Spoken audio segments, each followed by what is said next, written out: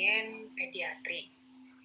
Nah, di sini sebelum kita masuk bagaimana melakukan pemantauan terapi obat itu, kita mungkin harus bisa mendefinisikan terlebih dahulu apa yang dimaksud dengan populasi khusus pediatri, ya. Pediatri atau anak-anak, ya, anak-anak yang memiliki suatu komplikasi atau kondisi patologis tertentu. Itu kita harus lihat dulu apa yang dimaksud dengan anak, ya.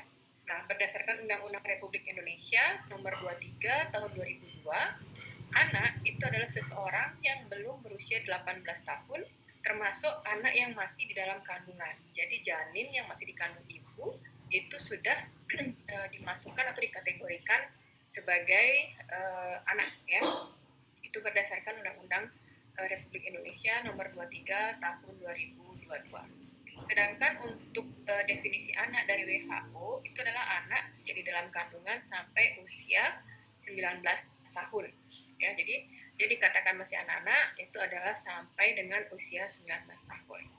Kemudian Majelis Umum PBB tahun 1989 itu menyatakan bahwa setiap orang yang berusia di bawah 18 tahun kecuali berdasarkan undang-undang yang berlaku bagi anak ditentukan sebagai usia dewasa dicapai lebih awal. Jadi pokoknya semua yang usianya di bawah 18 tahun itu adalah anak-anak, kecuali mungkin ada beberapa negara tertentu ya begitu dia melakukan atau misalnya dalam kondisi tertentu dia mendaftarkan pernikahan, maka walaupun usianya 18 tahun itu dianggap sudah dewasa, ya seperti itu.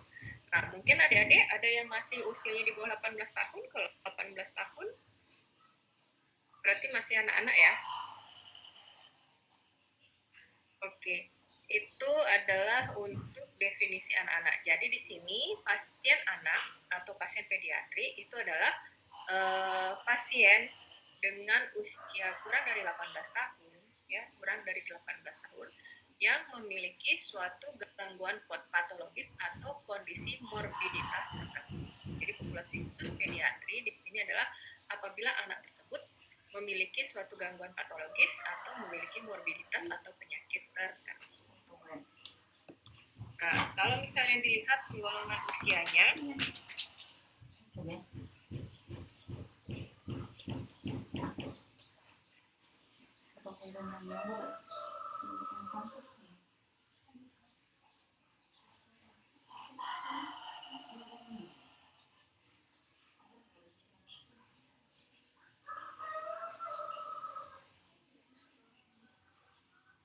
kalau berdasarkan kategori usianya, itu adalah ada definisi neonatus. Neonatus itu adalah bayi baru lahir dari usia 1 sampai 28 hari.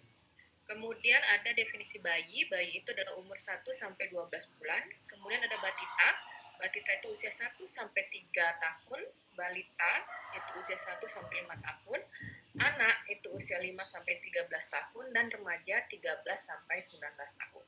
Ini biasanya digunakan untuk mengklasifikasikan atau melakukan pendekatan terhadap fungsi fisiologis dari seorang anak.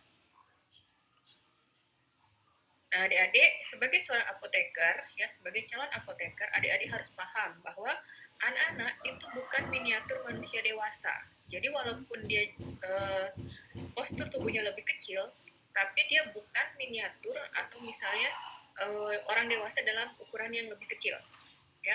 Kenapa seperti itu? Karena anak-anak di sini, ya, anak-anak itu masih dalam kondisi tumbuh kembang. Jadi masih ada perkembangan fungsi faal tubuhnya dari sejak dia baru lahir sampai dia mencapai kematangan, ya, usia 18 tahun. Jadi dia dikatakan anak-anak apabila dia fungsi-fungsi dalam tubuhnya itu belum dikatakan mature. Ya, contohnya nih, anak-anak itu belum memiliki fungsi reproduksi yang sempurna.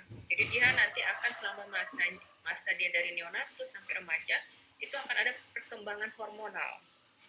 Kemudian fungsi faalnya, ya, fungsi organ-organ, sistem organ yang ada di dalam tubuh manusia, di dalam tubuh anak, itu juga masih mengalami tumbuh kembang sampai mencapai maksimal atau mencapai fungsi optimum adalah pada saat dia dikatakan mature atau dikatakan dewasa. Ya, jadinya kita tidak bisa seharusnya membuat atau misalnya membuat pendekatan ya penggunaan obat pada dewasa itu kita buat pendekatan misalnya kalau misalnya pasien dewasa itu boleh minum obat A, berarti anak-anak boleh juga minum obat A. Belum tentu, karena indeks keamanan suatu obat pada pasien dewasa itu mungkin berbeda dengan indeks keamanan suatu obat apabila diberikan pada pasien anak-anak. Nah, di sini kenapa kita penting melakukan pemantauan terapi obat pada pasien anak? Yang pertama itu adalah bahwa prinsip penggunaan obat pada anak itu tidak bisa didasarkan pada prinsip penggunaan obat-obatan atau terapi pada dewasa. Ya, kenapa seperti itu? Karena tadi yang seperti saya jelaskan bahwa mungkin kondisi farmakokinetik dan farmakodinamik suatu obat itu berbeda antara pasien dewasa dengan pasien anak terkait dengan tumbuh kembang anak yang belum optimal. Nah, tapi sampai sekarang itu masih ya disamakan.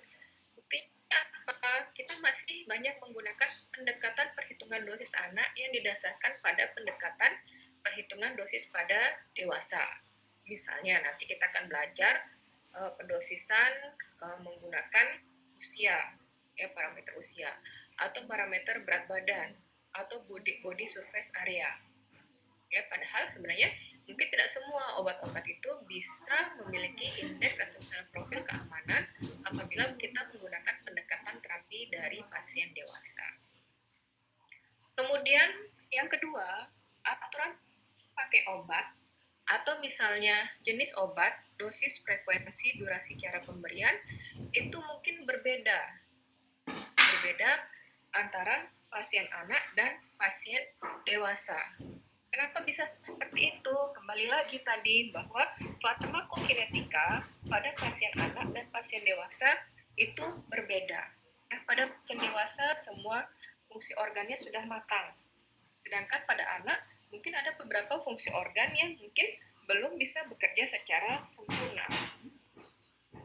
Kemudian yang ketiga, apakah selalu benar bahwa obat dengan indeks terapi besar itu lebih aman penggunaannya pada pasien anak?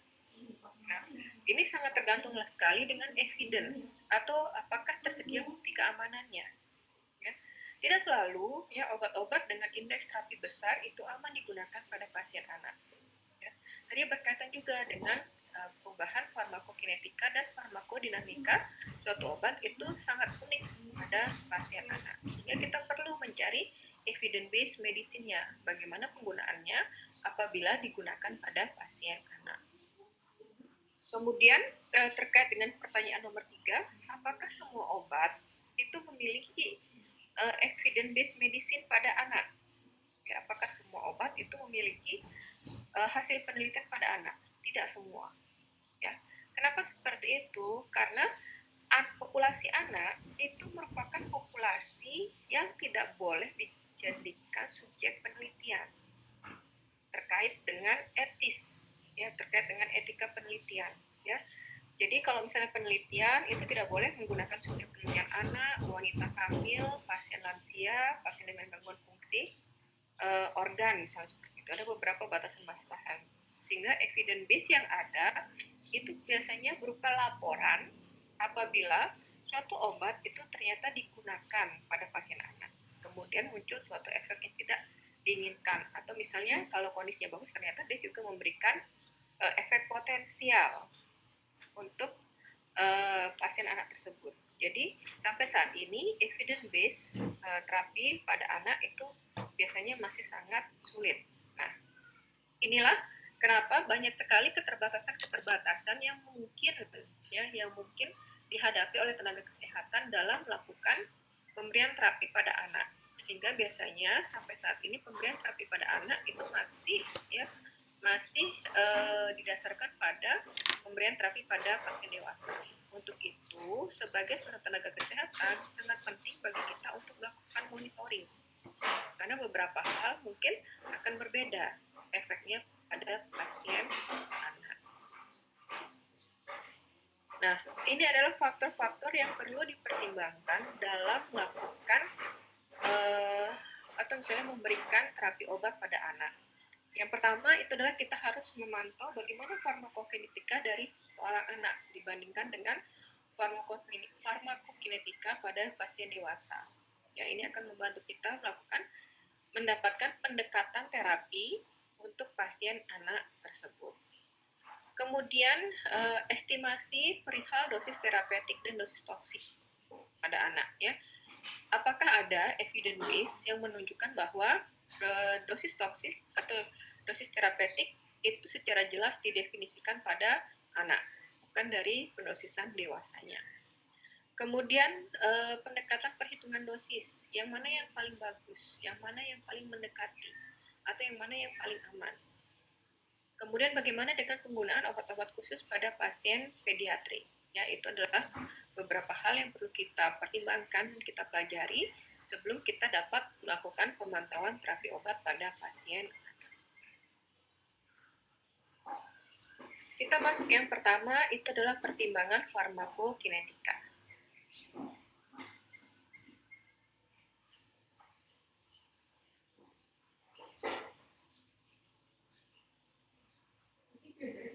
Yang diperhatikan dalam farmakokinetika itu ada 4, ya: absorpsi, distribusi, metabolisme, dan ekskresi. Yang pertama, bagian yang pertama itu adalah absorpsi. Jadi di absorpsi ini ada yang namanya koefisien absorpsi, ya. Koefisien absorpsi ini dipengaruhi oleh cara pemberian obat dan sifat fisiko-kimiawi dari obat, ya. Nanti misalnya ya, kalau absorpsi itu dari 100 mg obat itu diberikan secara per oral, bisa saja koefisien absorpsinya adalah 0,8. Artinya dari 100 mg obat itu yang terabsorpsi dan masuk ke dalam peredaran darah hanya 80%-nya, misalnya seperti itu. Nah, hal ini tadi ya dipengaruhi oleh cara pemberian. Jadi kalau misalnya pemberiannya per oral, mungkin koefisien absorpsinya itu kurang dari 1, tapi kalau misalnya dia parenteral, misalnya dengan IV, koefisien absorpsinya bisa sampai dengan 1. Selain itu dia juga akan berpengaruh dari sifat fisika kimia dari obat, ya. Misalnya apakah obat itu bersifat hidrofilik, lipofilik, sehingga mempengaruhi kecepatan obat tersebut untuk diabsorpsi secara sempurna di saluran cerna. Nah, untuk absorpsi oral, ya, pada bayi dan anak itu tidak jauh berbeda dengan dewasa, sehingga kita bisa mengestimasikan bahwa untuk koefisien absorpsi obat pada anak itu tidak berbeda jauh dengan koefisien absorpsi obat pada pasien dewasa. Kemudian ada beberapa hal yang mungkin mempengaruhi proses absorpsi obat pada pasien anak. Misalnya yang pertama, neonatus, ya. Untuk neonatus biasanya pengosongan lambung itu relatif lebih lambat. Misalnya pada hari pertama dan kedua setelah kelahiran. Pada hari pertama dan kedua kelahiran, pengosongan lambung itu 6-8 jam.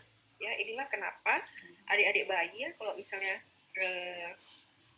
adik-adik mahasiswa punya adik bayi di rumah, ya, untuk hari pertama dan kedua kelahiran itu biasanya dia hanya membutuhkan asupan makanan yang lebih sedikit dan biasanya akan lebih banyak tidur karena memang waktu pengosongan lambungnya itu lebih lambat.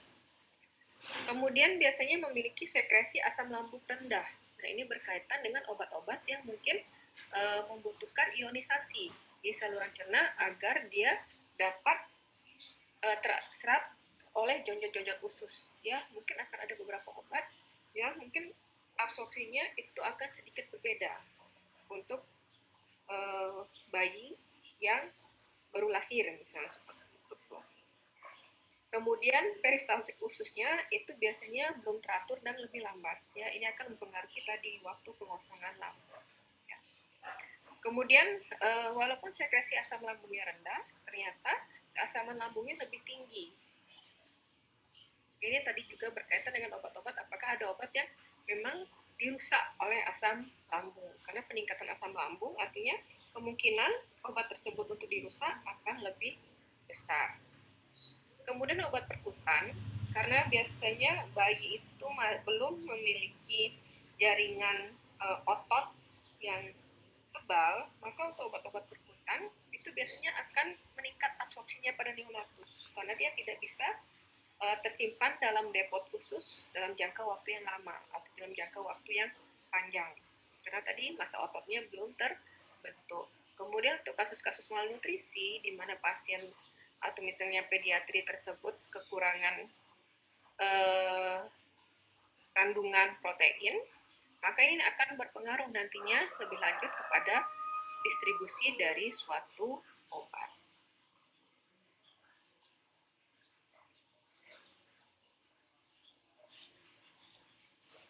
Kemudian yang kedua itu adalah distribusi. Ya.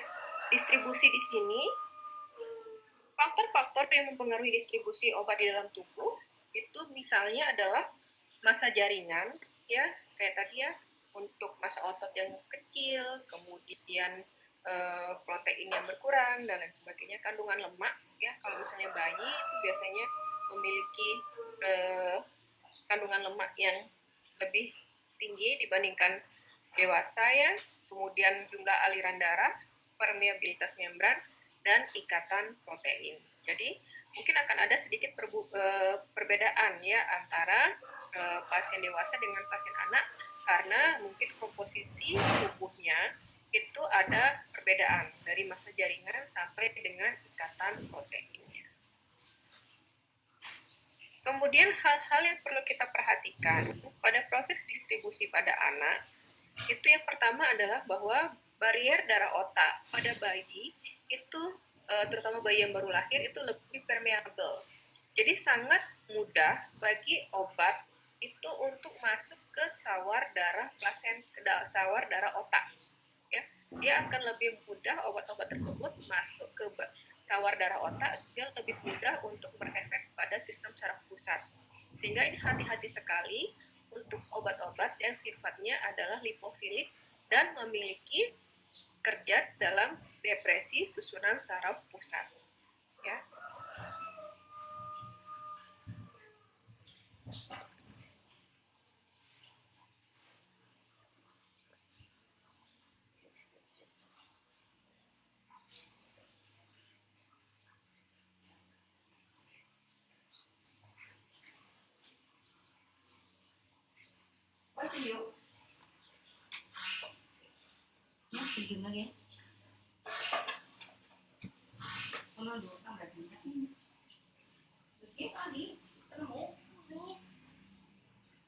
Kemudian ikatan protein plasma, obat itu sangat kecil pada bayi baru lahir neonatus ya dan baru mencapai nilai normal pada umur 1 tahun. Sehingga nanti obat-obat yang memiliki ikatan obat protein yang tinggi, kemudian apabila nanti ada obat lain yang memiliki ikatan obat protein yang afinitasnya jauh lebih besar, itu harus hati-hati penggunaannya. Karena bisa saja nanti jumlah obat bebas yang beredar di dalam darah pediatri itu jauh lebih besar karena adanya interaksi ya, jadi dia saling bersaing untuk berikatan dengan proteinnya. Kemudian untuk metabolisme, biasanya kecepatan metabolisme obat pada bayi dan masa awal anak-anak itu jauh lebih besar dibandingkan orang dewasa ya, jadi mungkin saja beberapa obat yang metabolisme utamanya di hati itu akan termetabolisme lebih banyak ya, sehingga harus kita lihat apakah perlu penyesuaian dosis atau tidak. Sedangkan untuk ekskresi, organ yang berperan dalam proses ekskresi itu masih belum matang, sehingga proses ekskresi berjalan lebih lambat. Nah, di sini pada bayi baru lahir ya, neonatus, itu menunjukkan aktivitas ginjal hanya 30-50% orang dewasa. Sehingga untuk obat-obat yang ekskresi utamanya itu adalah melalui ginjal, mungkin akan ada penyesuaian dosisnya. Nah, misalnya seperti ini, ya. Ini adalah perbandingan clearance ginjal pada bayi yang baru lahir dan pada orang dewasa. Ya, rata-rata bayi baru lahir itu beratnya 3,5 kg. Sedangkan rata-rata orang dewasa itu 70 kg. Dapat dilihat di sini persentase cairan tubuh pada bayi itu jauh lebih besar dibandingkan persentase cairan tubuh pada dewasa. Walaupun secara total volumenya dia jauh lebih kecil. Ya. Clearance-nya itu jauh lebih kecil, di mana clearance dari bayi itu plus minus hanya 3 ml per menit dibandingkan orang dewasa 130 ml per menit ya. Waktu paruh itu adalah misalnya 630 menit pada pasien anak, kemudian 220 menit pada orang dewasa. Jadi terlihat sekali ada perbedaan farmakokinetika antara bayi dan orang dewasa. Nah, ini contohnya adalah bagaimana pengaruh farmakokinetika itu ya berpengaruh terhadap obat-obatan yang mungkin digunakan ya dalam hal ini dalam proses eliminasi. Contohnya di sini saya ambil yang mungkin digunakan ya, gentamicin.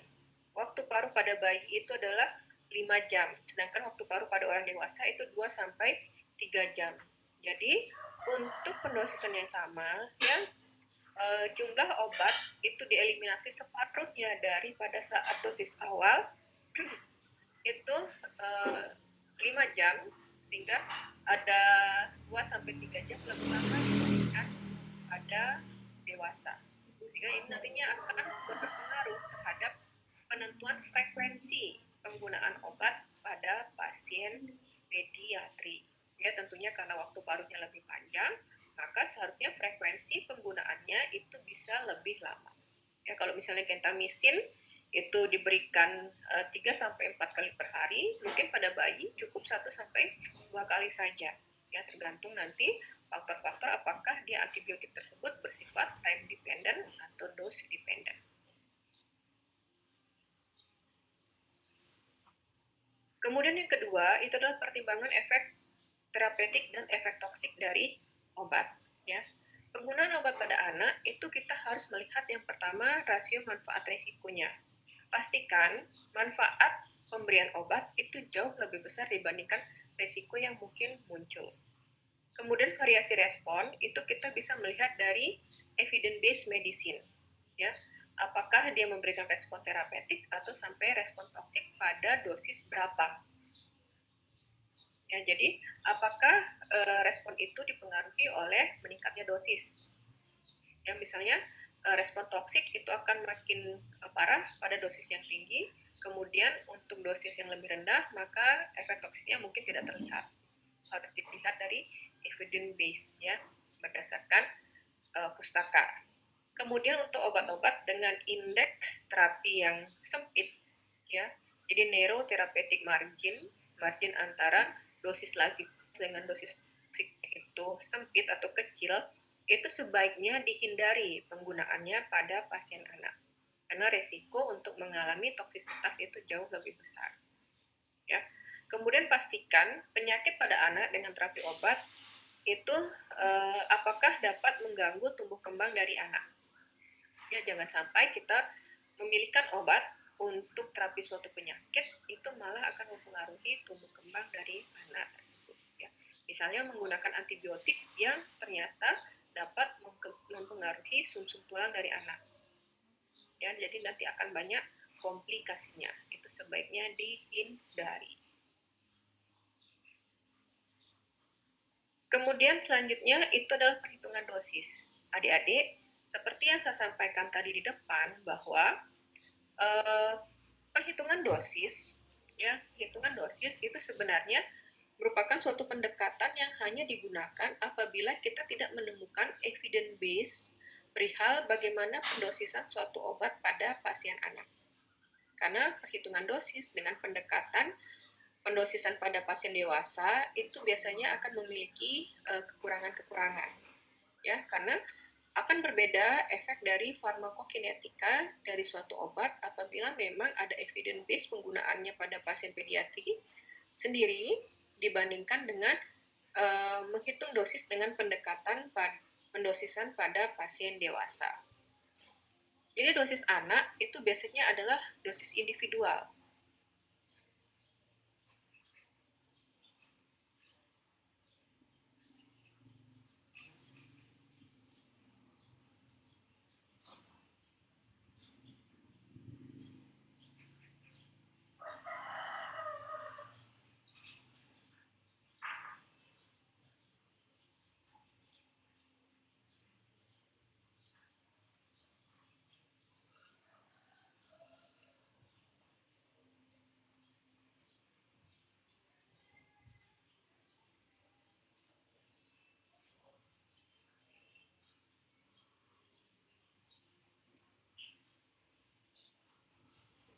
Nah, acuannya di sini adalah hasil penelitian atau buku panduan ya.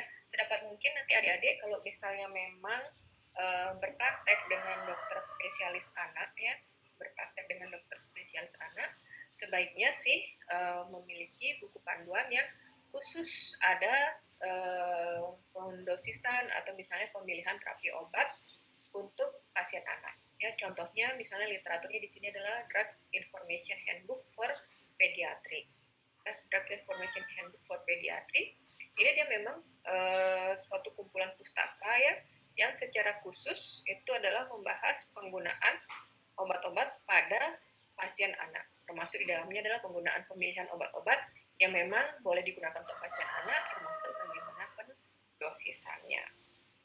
Nah, adik-adik apabila ternyata dari literatur atau misalnya studi pustaka itu kita tidak menemukan pendosisan khusus pada pasien anak, maka untuk perhitungan dosis pada anak kita masih bisa ya dalam kondisi yang memang tidak ada pustaka atau literatur yang memberikan informasi, itu kita bisa melakukan perhitungan dosis anak dengan pendekatan menggunakan miligram per berat badan sampai dengan miligram per surface area dari tubuh anak.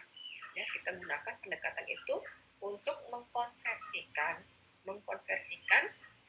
pendosisan pada dewasa untuk dapat digunakan oleh pasien anak. Ya. Nah, perhitungan dosis itu dapat dilakukan dengan menggunakan umur anak, kemudian berat badan anak, kemudian luas permukaan. Ya, kita akan lihat satu per satu.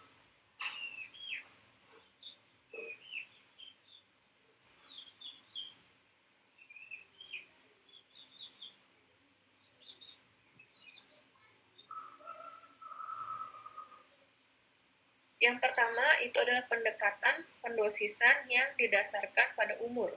Ya, pendekatan pendosisan yang didasarkan pada umur. Biasanya kita menggunakan formula Young. Ya, jadi dosis anak itu adalah dosis dewasa dikalikan umur anak dalam tahun per umur anak ditambahkan 12. Ya, jadi kalau misalnya di sini umur anaknya itu misalnya 8 tahun, berarti dosis dewasa ya misalnya paracetamol 500 mg itu berarti 500 mg per 8 per 8 plus 12. Jadi nanti akan dapatkan dosis paracetamol itu berapa pada pasien anak tersebut. Kemudian untuk pendekatan berat badan itu kita menggunakan yang namanya formula Clark. Ya. Jadi di sini pendekatannya adalah berdasarkan berat badan dalam pound. Ya, ingat dulu mengkonversi, kalau kita di Indonesia kan biasanya menggunakan satuan beratnya adalah kilogram. Jadi kita konversi dulu. Ya, jadi berat badan dalam kilogram itu dijadikan pound, baru nanti diukur. Ya, jadi dosis anak sama dengan dosis dewasa per berat badan dalam pound per 150 itu juga dalam satuan pound. Ya, nanti akan kita dapatkan berapa dosisnya untuk seorang. Kemudian perhitungan dosis yang paling mendekati itu adalah menggunakan surface body area, jadi luas permukaan tubuh. Ini merupakan pendekatan perhitungan dosis yang paling mendekati untuk pendosisan pada anak. Jadi yang paling disukai digunakan kalau misalnya kita tidak mempunyai pustaka atau literatur yang menulis secara khusus berapa pendosisan suatu obat pada pasien anak. Jadi kita hitung dulu berapa luas permukaan tubuh dari anak tersebut ya. Luas permukaan badan itu adalah tinggi badan dalam kurun sentimeter, kemudian berat badan dalam kilogram per 3.600, kemudian di angka 48. Ya. Kemudian dosis dosis anak itu adalah dosis dewasa kali luas permukaan tubuh anak dibagi 1,73 meter persegi. Jadi 1,73 meter persegi itu adalah biasanya luas permukaan tubuh orang dewasa.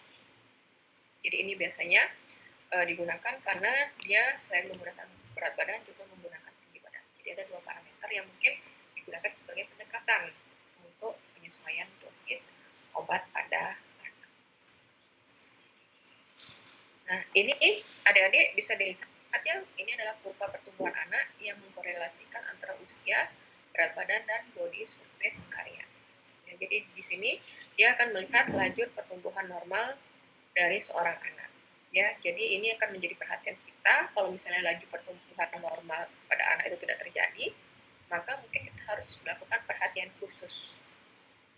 Ya, karena bisa saja misalnya anak itu terlalu kurus, malnutrisi, artinya nanti mungkin akan berpengaruh terhadap distribusi obat di dalam darah. Sedangkan kalau misalnya dia terlalu gendut, obesitas, juga akan berpengaruh dalam penyimpanan obat dalam darah, terutama obat-obat yang sifatnya lipofilik, yang lebih suka untuk berikatan dengan sel-sel lemak di dalam.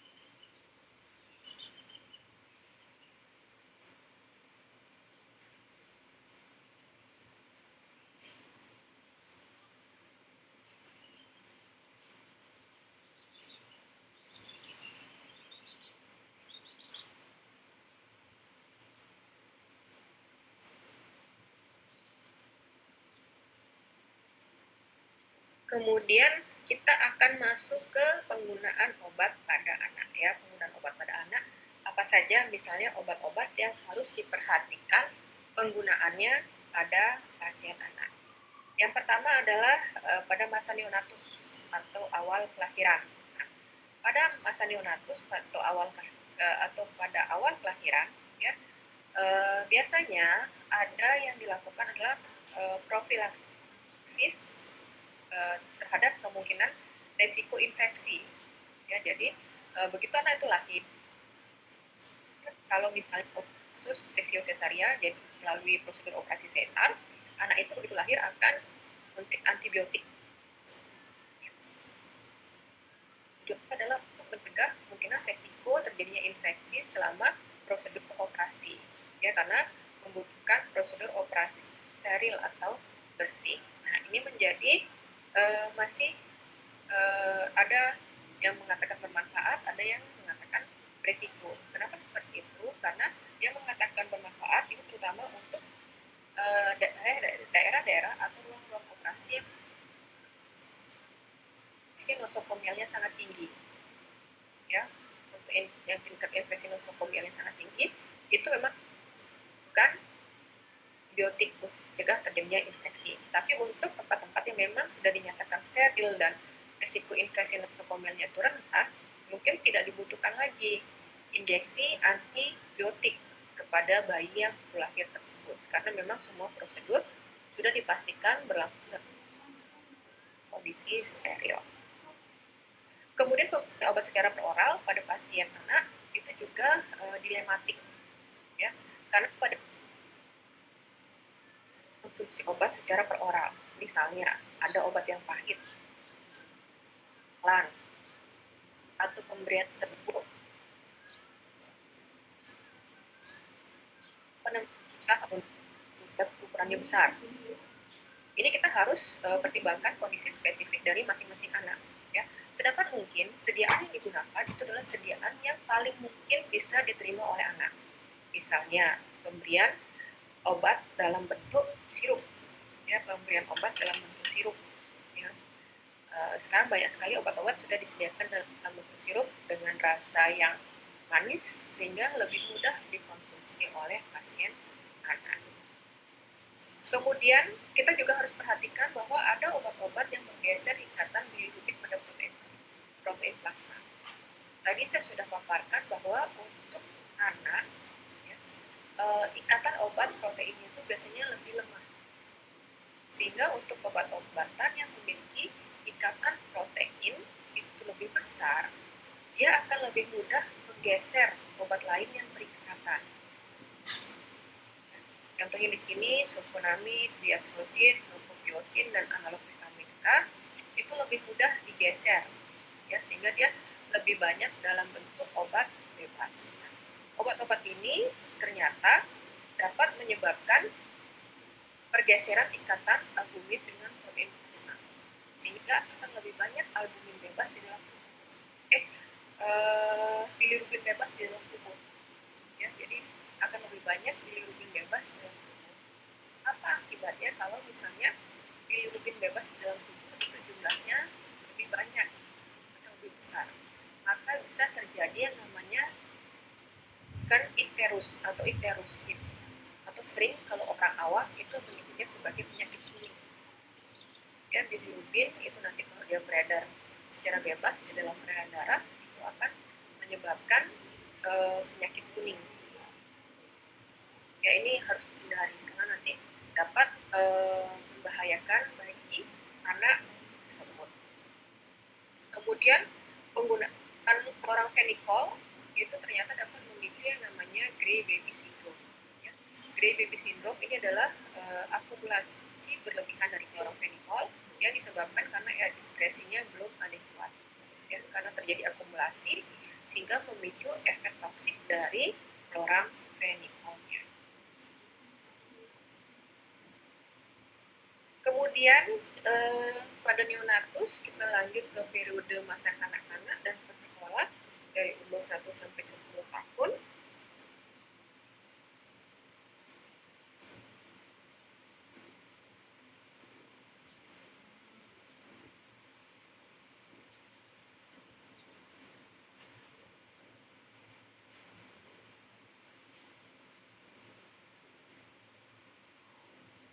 Untuk periode kanak-kanak dan prasekolah 1 sampai 10 tahun, pada periode ini darah itu biasanya dibersihkan lebih cepat dan metabolisme obat pun berlangsung lebih cepat.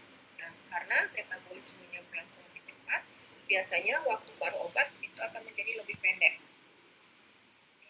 Kemudian untuk pemberian obat-obat yang metabolismenya dengan cara oksidasi dan hidroksilasi, contohnya phenytoin, kemudian phenobarbital dan theophylline, itu biasanya memerlukan dosis terapeutik yang relatif lebih besar dibandingkan dosis dewasa, ya, karena tadi proses metabolismenya lebih besar, sehingga untuk mendapatkan efek terapeutik yang sama, maka harus dilakukan penyesuaian dosis. Dalam hal ini adalah dengan pemberian dosis yang lebih besar dibandingkan dari dosis dewasa. Kemudian pada masa remaja itu sangat banyak sekali pengaruh lingkungan sosial. Ya. Pengaruh lingkungan sosial di sini misalnya untuk lingkungan-lingkungan tertentu yang memang tidak sehat bisa terjadi penyalahgunaan obat. Ya, jadi untuk remaja itu biasanya yang diwaspadai adalah kemungkinan penyalahgunaan obat. Sehingga sebaiknya kalau misalnya kita melakukan presepan atau misalnya memberikan presepan pada pasien remaja, itu dipilihkan obat-obatan yang tidak memiliki efek adiktif. Sehingga risiko obat tersebut untuk disalahgunakan selanjutnya itu jauh lebih besar, lebih kecil. Ya, jadi kalau misalnya remaja tersebut mengetahui bahwa suatu obat itu memiliki suatu efek adiktif tertentu, memberikan suatu perasaan-perasaan tertentu, bisa saja selanjutnya, oh kemarin dapat obat ini, kemudian saya kok merasa tenang, merasa happy, coba lagi dah, misalnya gitu. Itu bisa terjadi penyalahgunaan untuk kondisi-kondisi yang memang secara khusus, ya. Kemudian pada masa remaja itu biasanya juga terjadi perubahan hormonal, ya, perubahan hormonal di mana perubahan hormonal ini akan sangat berpengaruh terhadap farmakodinamika dari suatu obat. Ya, ada hormon-hormon tertentu yang mungkin berinteraksi secara farmakodinamik dengan obat-obat yang mungkin diterima oleh pasien dalam waktu atau misalnya kurun waktu dia beranjak remaja. Ya. Nah, ini adalah beberapa obat yang perlu dilakukan pemantauan dalam penggunaannya pada pasien anak-anak. Jadi obat-obat ini bisa dikontraindikasikan atau pemberiannya dengan peringatan atau ketentuan khusus. Ya, misalnya kalau dikontraindikasikan artinya dia tidak boleh sama sekali untuk digunakan. Kemudian untuk peringatan atau ketentuan khusus itu biasanya boleh digunakan tapi dilakukan monitoring yang ketat. Contohnya biasanya adalah kortikosteroid topikal. Kortikosteroid topikal ini sangat sering digunakan untuk pasien bayi dan anak-anak apabila bayi dan anak-anak itu memiliki gangguan kulit ya, ruam dan lain sebagainya, itu sering digunakan. Nah, ini harus dihindari penggunaannya secara rutin pada bayi dan anak-anak karena dapat menyebabkan iritasi kulit dan gangguan pertumbuhan apabila obat tersebut diberikan secara sistemik. Kemudian antibiotika ya, karena pada pasien anak atau misalnya pasien pediatri itu sangat sering mengalami ISPA, infeksi saluran pernafasan akut ya, batuk, pilek, demam dan lain sebagainya, yang sebagian besar sebenarnya itu disebabkan karena virus, bukan karena bakteri. Nah, untuk kasus influenza ya, untuk kasus flu itu tidak membutuhkan antibiotika. Ya. Begitu pula dengan kasus diare ya, kasus diare yang diarenya adalah non spesifik yang bukan karena bakteri atau misalnya mikroba tertentu, itu juga tidak membutuhkan antibiotika. Karena kalau misalnya diberikan dapat memicu kejadian resistensi. Kemudian dari golongan antibiotika juga sama, tapi dengan perhatian khusus adalah tetrasiklin. Ya. Tetrasiklin ini sangat tidak dianjurkan pada anak dan juga pada ibu hamil. Ya, karena pemberiannya pada anak atau ibu hamil itu dapat menyebabkan kerusakan pada gigi dan menghambat pertumbuhan tulang. Ya. Pemberian tetrasiklin pada anak itu akan menyebabkan gangguan pertumbuhan tulang, kemudian nanti giginya itu secara spesifik ya kelihatan banget, dia akan berwarna kuning kecoklatan. Kemudian kloramfenikol tadi sudah disampaikan bahwa kloramfenikol ini merupakan obat yang ikatan obat proteinnya sangat tinggi sehingga dia mudah terdeposit atau misalnya mudah terakumulasi di dalam tubuh ya, kemudian dia eliminasinya sangat lambat sehingga mudah sekali untuk menyebabkan efek toksik, di mana efek toksiknya itu adalah Gray baby syndrome. Kemudian sulfonamida itu dapat mengusir ikatan ikatan dari protein dengan bilirubin sehingga menyebabkan kuning pada bayi atau sering disebut sebagai kenikterus. Obat anti mual muntah itu tidak dianjurkan karena ada risiko ekstrapiramidal pada penggunaannya pada anak ya, yang sangat memiliki risiko. Tapi kalau misalnya memang mual muntahnya itu tidak bisa diatasi, maka baru bisa dipilihkan obat yang mungkin potensi efek sampingnya yang paling kecil untuk pasien yang mual muntah yang berat pada anak. Kemudian aspirin itu juga harus dihindari karena nanti dia memiliki resiko yang namanya iritasi lambung dan Gray baby syndrome. Ya. Mungkin itu adalah obat-obat, contoh dari obat-obat yang perlu diwaspadai penggunaannya pada pasien anak-anak. Mungkin sampai sini sebelum saya lanjutkan perihal perhatian penggunaan obat pada anak, apakah ada yang ingin ditanyakan atau ada yang kurang jelas, saya persilahkan.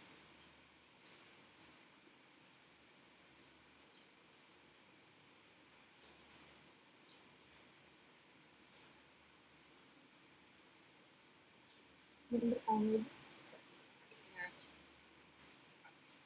Baik, terima kasih atas pertanyaan itu. Jadi saya cemas untuk mengambil bertanya. Tadi disebutkan saat bayi baru lahir itu fase besar, pada baru lahir itu kasih suntikin antibiotik untuk mencegah risiko infeksi setelah sesar. Itu pemberian antibiotiknya apa tidak kemungkinan menimbulkan atau bagaimana ya, mohon maaf saya coba ulang kembali pertanyaannya ya, karena tadi agak putus-putus sinyalnya di saya, mohon maaf ya. Jadi kalau tadi ada saya sampaikan bahwa untuk kasus-kasus sifil sesaria, operasi sesar, bayi yang baru lahir itu disuntik antibiotik untuk kemungkinan infeksi. Apakah malah tidak menyebabkan resistensi antibiotik? Ya, seperti itu pertanyaannya ya. Iya, Ibu. Oke. Nah, ini kembali seperti yang saya sampaikan tadi, maaf sebentar.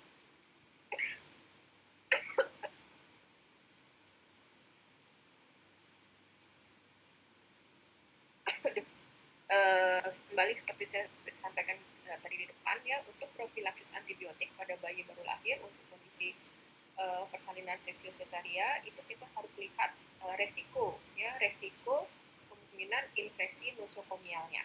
Yang dikhawatirkan adalah kemungkinan resiko infeksi nosokomial pada prosedur yang mungkin tidak bisa dipastikan berjalan 100% steril. Misalnya nih, yang memiliki resiko infeksi nosokomial yang tinggi adalah pecah ketuban dini. Ya, ada kasus yang misalnya ibu itu dia pecah ketuban dulu, padahal pembukaan dari leher rahimnya belum sempurna. Dia sudah ditunggu berapa lama, ternyata masih tidak bisa melakukan operasi, tidak bisa menjalankan prosedur persalinan secara normal. Akhirnya diputuskan untuk seksi cesaria. Nah, begitu dia pecah ketuban, itu ada kemungkinan bakteri-bakteri yang ada di dalam permukaan tubuh itu masuk. Ya, nah untuk kasus seperti ini, maka pemberian antibiotik profilaksis itu biasanya akan memberikan manfaat yang besar. Sehingga begitu bayi baru lahir, untuk prosedur SC dia langsung diberikan suntikan IV antibiotik ya, karena tadi misalnya kasus pecah ketuban. Kemudian ada kasus-kasus yang lain, misalnya nih ibunya memiliki risiko mengalami ISK ya, seperti itu. Itu juga ada profilaksisnya. Jadi apakah dia akan mengalami resistensi antibiotik atau tidak, ini bisa dicegah adik-adik. Jadi dengan melihat rasio manfaat risikonya.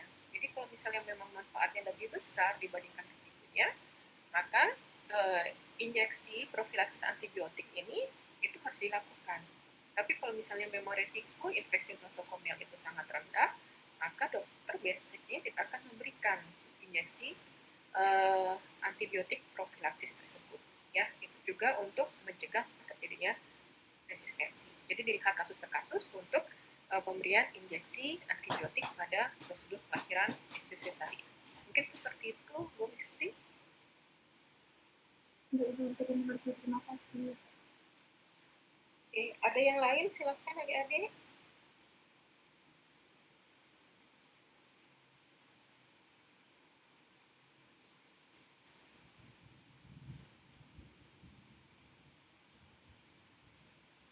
Oke, kalau misalnya tidak ada, saya akan lanjutkan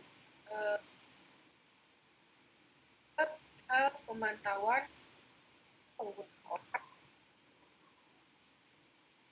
Di sini perhatian penggunaan obat pada anak, kita harus melihat dulu terapi obat apa yang perlu diberikan.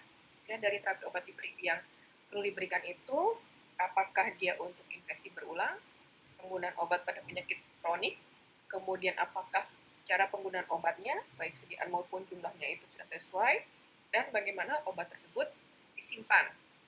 Ya. Nah, yang pertama yang harus kita lihat itu adalah jenis penyakitnya. Nah, apa yang kita lakukan dalam pemantauan terapi obat pada anak dari sisi jenis penyakit, kita harus memastikan apakah benar obat tersebut membutuhkan terapi obat. Ya, dalam hal ini kita harus melakukan pemantauan terhadap ketepatan indikasi pemberian suatu obat. Nah, di sini misalnya ada penyakit-penyakit yang ternyata sifatnya adalah self-limiting disease. Ya, penyakit yang dapat sembuh dengan sendirinya. Contohnya, diare non-spesifik. Ya, diare non-spesifik itu bisa disebabkan karena ada perubahan pola makan, kemudian reaksi alergi atau hipersensitivitas terhadap makanan tertentu yang biasanya sering terjadi pada bayi. Nah, untuk penyakit-penyakit yang sifatnya adalah self-limiting disease, itu kita tidak perlu memberikan antibiotik misalnya. Tapi yang kita berikan itu adalah terapi suportif. Ya. Karena diare, maka wajib kita berikan pengganti cairan. Ya. ORS, oral rehydration solution. Jadi dibandingkan kita memberikan antibiotik, lebih baik untuk diari-diari non-spesifik itu kita berikan ORS, oral rehydration solution. Ya. Kemudian untuk infeksi virus, ya adik-adik nanti mungkin kalau sudah memiliki anak ya akan tahu. Dalam jangka waktu setahun itu anak-anak itu bisa mengalami flu, batuk pilek itu bisa sampai 4-5 kali. Ya setiap bulan mungkin batuk pilek. Ya karena banyak sekali virus-virus flu yang ada variannya, terutama di negara kita negara tropis. Ya, sedangkan virus itu merupakan penyakit yang mudah sekali menular. Nah, untuk infeksi virus, ya, namanya virus, maka tidak memerlukan antibiotik. Karena antibiotik itu adalah obat yang digunakan untuk infeksi bakteri atau mikroba. Ya, jadi infeksi virus itu tidak membutuhkan antibiotik. Yang membutuhkan antibiotik adalah infeksi bakteri.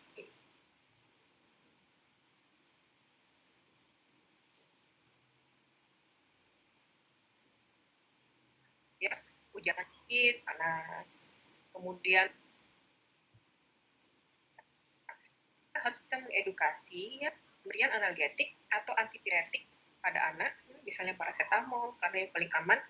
Biasanya untuk analgetik antipiretik pada pasien anak itu adalah paracetamol. Cukup diberikan Prorenata. Ada yang masih ingat apa arti dari PRN atau Prorenata? Ada yang sudah belajar di farmasetika? Ada yang tahu artinya? Diberikan pada saat sakit itu.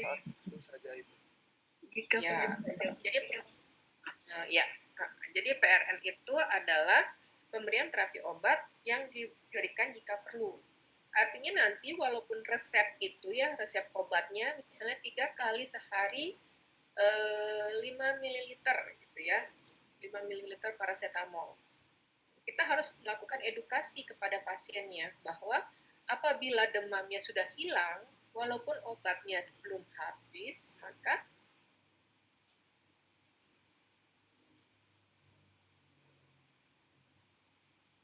harus kalau misalnya yang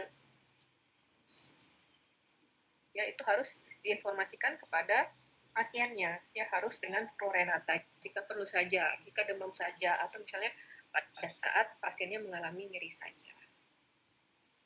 Kemudian jangka waktu pemberian obat, ya dalam hal ini adalah durasi pengobatan. Ya ada yang namanya terapi akut, ada yang terapi kronik. Ya terapi akut misalnya kayak tadi pemberian analgetik atau antipiretik pada saat pasien itu mengalami nyeri atau jadi hanya diberikan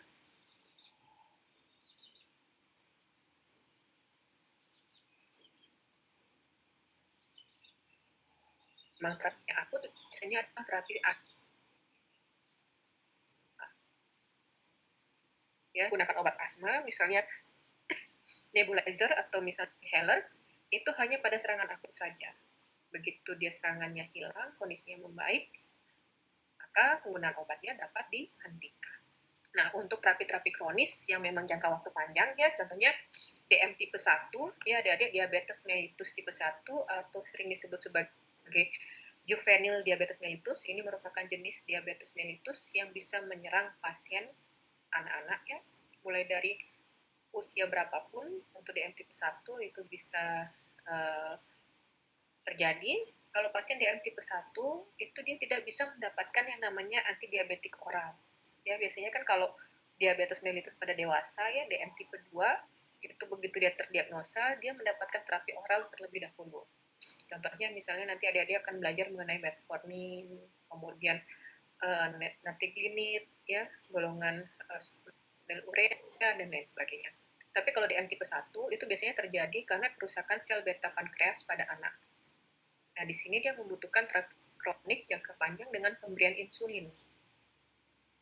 Nah, untuk ini kita harus memastikan bahwa pasien tersebut patuh terhadap pengobatannya. Karena kalau dia tidak misalnya menyuntikkan insulin sebelum dia makan dan lain sebagainya, akan terjadi peningkatan darah yang signifikan.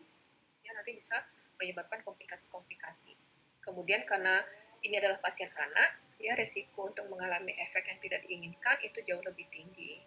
Sehingga kita harus memastikan bahwa dosis obatnya itu memang merupakan dosis obat yang khusus atau misalnya yang memang diperuntukkan untuk anak tersebut.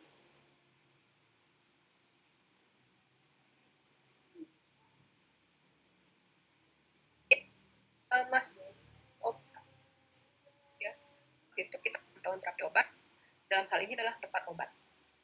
Ya, jadi right drug for right person. Yang paling mudah apa? Misalnya kita lihat apakah obat ini ada kontraindikasinya atau tidak pada pasien anak. Misalnya tadi neonatus, ya neonatus, kemudian dia mengalami infeksi, maka harus hindari obat-obat yang memang dikontraindikasikan pada anak. Misalnya chloramphenicol, sulfonamida,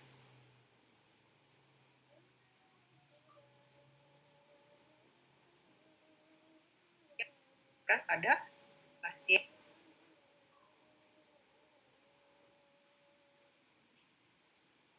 terapi.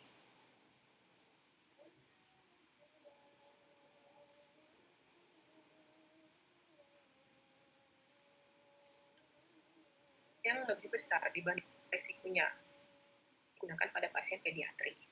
Kemudian tidak ada kontraindikasi. Efek samping obat yang muncul itu sangat minimal. Ya, kemudian tadi ya resikonya itu jauh lebih kecil dibandingkan manfaat yang mungkin diperoleh dari pasien. Itu adalah terapi first line. Bagaimana kita tahu suatu obat itu terapi first line-nya apa? Biasanya ada di panduan terapi, di guideline. Ya, jadi nanti ada misalnya guidelines asthma in children, ya. Guidelines misalnya hypertension in children. Gitu. Itu nanti akan diinformasikan lini pertamanya. Kemudian yang ketiga dalam pemantauan terapi obat untuk jenis obat itu adalah pemilihan jenis obat yang sesuai. Ya, karena tadi pemilihan jenis obat yang sesuai itu sangat berpengaruh terhadap kepatuhan pasien untuk mengkonsumsi obatnya.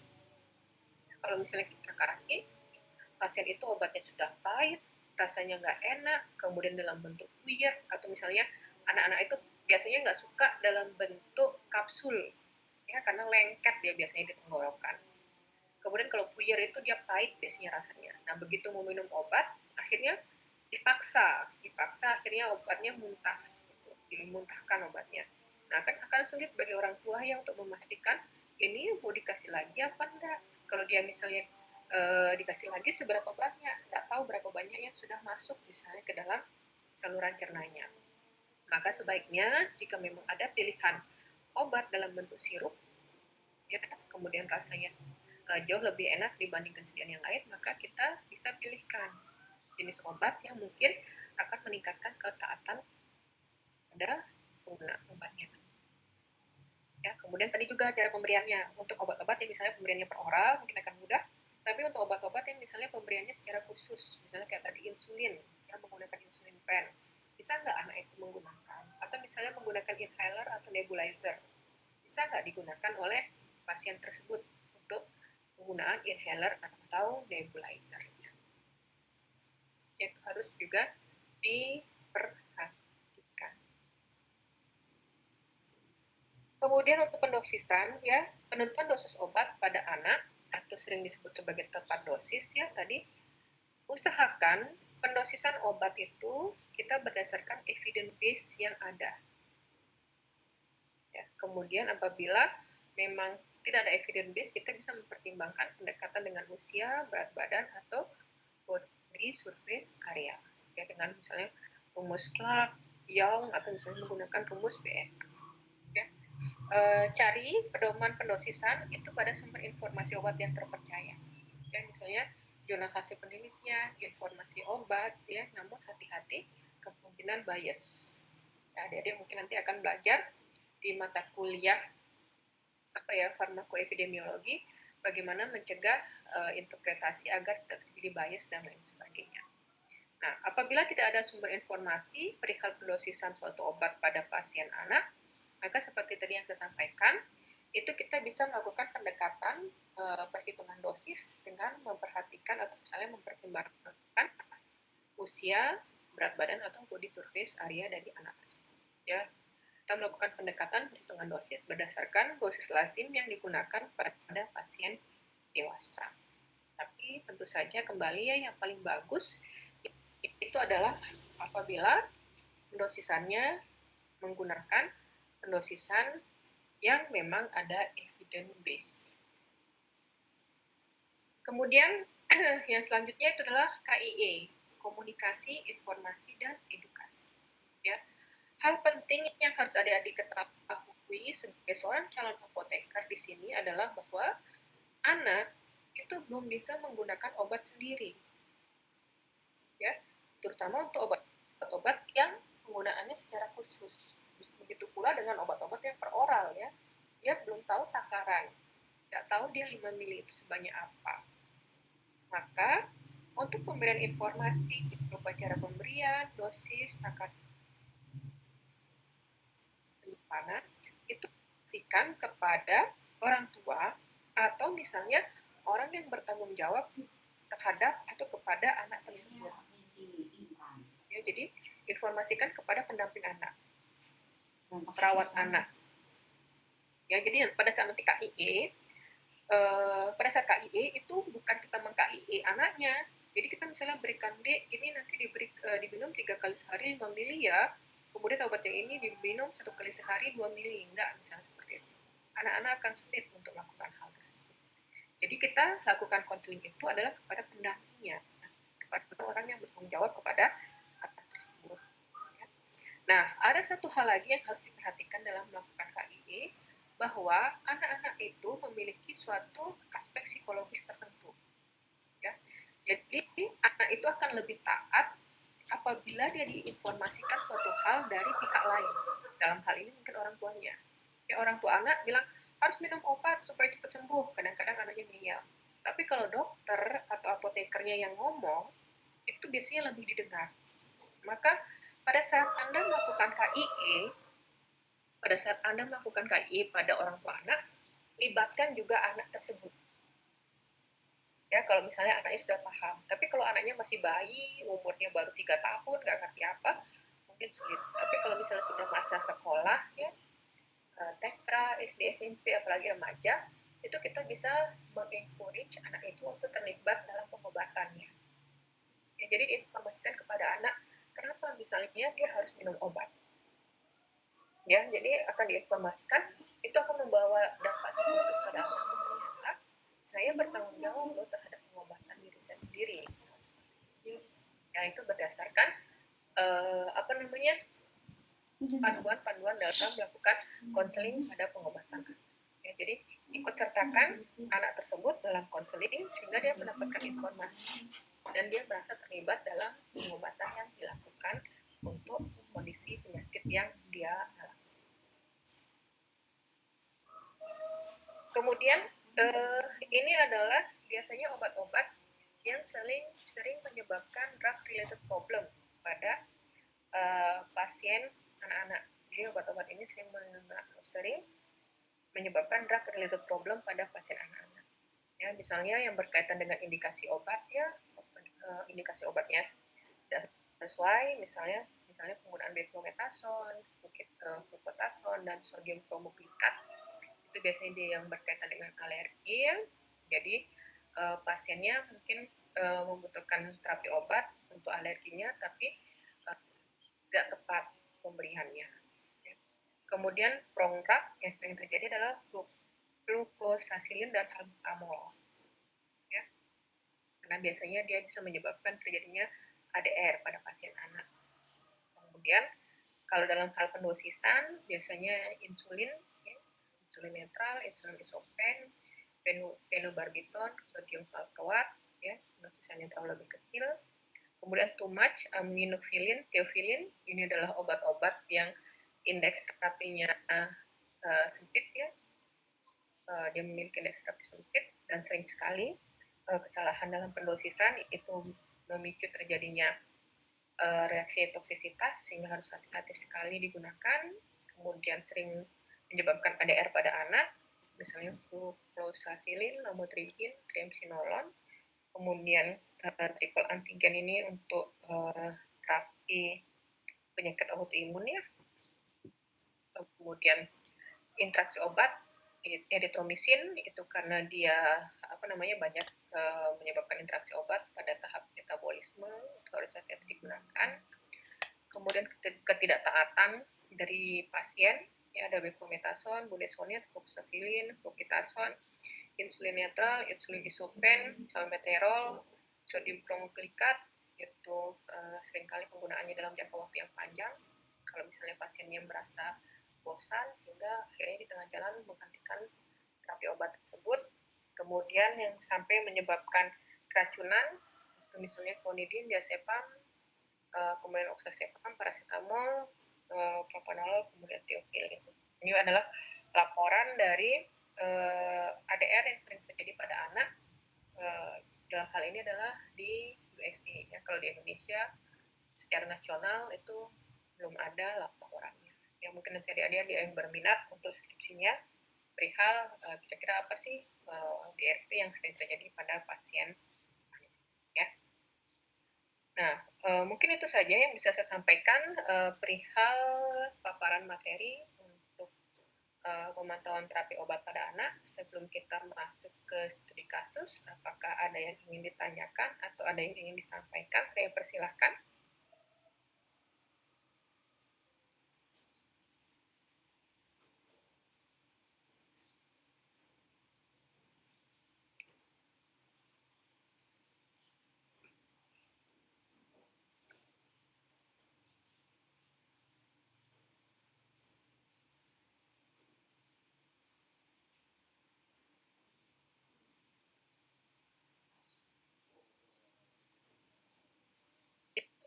Semua berarti ya?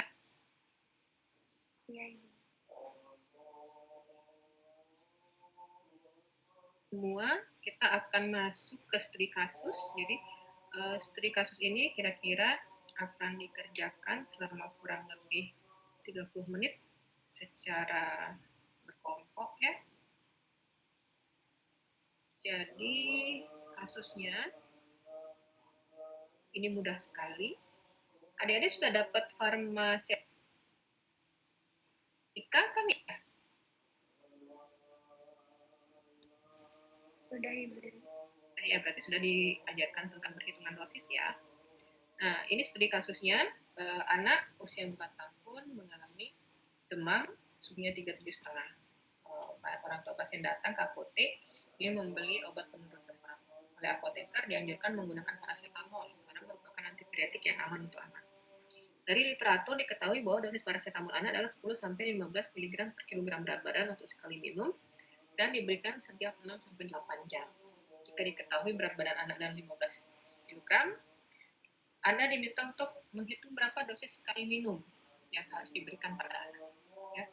Kemudian yang kedua, adik-adik mungkin bisa search ya di Google atau misalnya punya ISO ya, sediaan paracetamol yang beredar di pasaran. Sediaan paracetamol yang beredar di pasaran. Apa aja? Ya, misalnya bentuknya tablet, kemudian sirupnya itu misalnya kandungannya berapa. Nah, kita satu yang misalnya sesuai. Kira-kira menurut Anda anak ini sedia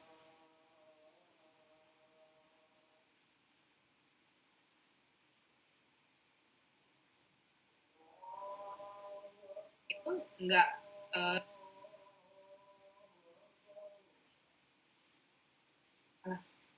sehari 5 ml ya seperti itu.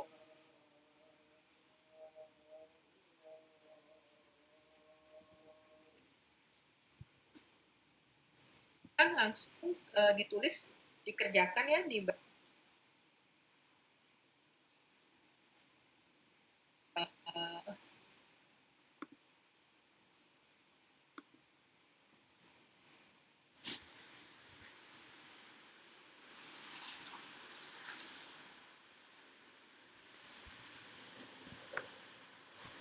nanti akan saya kirimkan ke formanya untuk filenya. Di kasus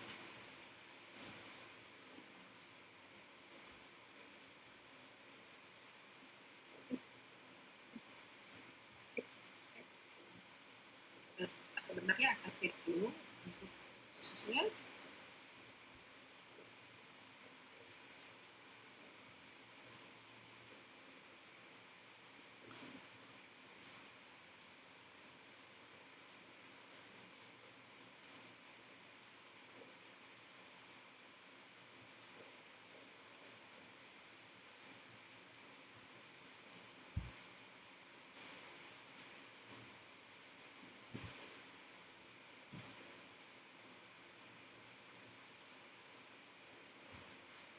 Oke, kalau di saya waktunya sekarang adalah jam 12.45, jadi sekitar 30 menit lagi itu adalah jam 13.15. Kita akan membahas atau misalnya kelompok penyaji untuk mempresentasikan jawabannya, kemudian baru akan kita bahas bersama-sama. Ya, kalau tidak ada, silakan mengerjakan studi kasusnya terlebih dahulu dengan alokasi waktu 30